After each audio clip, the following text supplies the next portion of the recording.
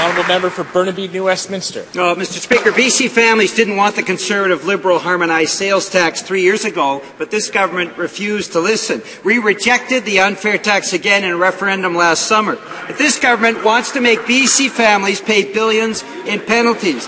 This government continues to stall and refuses to implement the removal of the HST. Will the Conservatives finally take responsibility for their role and negotiate a fair deal for British Columbians? Why do they continue to ask BC families to pick up the tab for this absolute, utter, complete, Conservative Liberal HST fiasco? The Honourable Minister of State for Finance. Well, Mr. Speaker, we actually respect provincial jurisdiction, and the harmonization of a sales tax is provincial jurisdiction.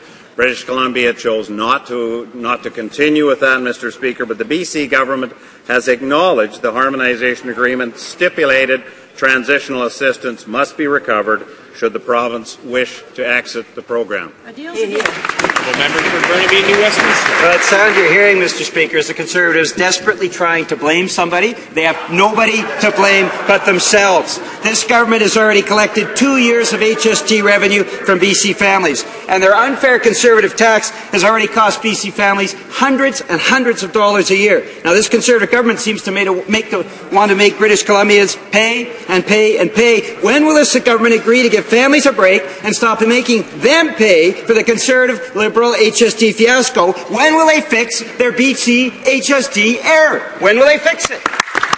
Minister of State. Well, Mr. Speaker, the only HST error comes from the NDP. They're uncertain whether they're for it or against it. For example, in British Columbia, I understand now they're against it.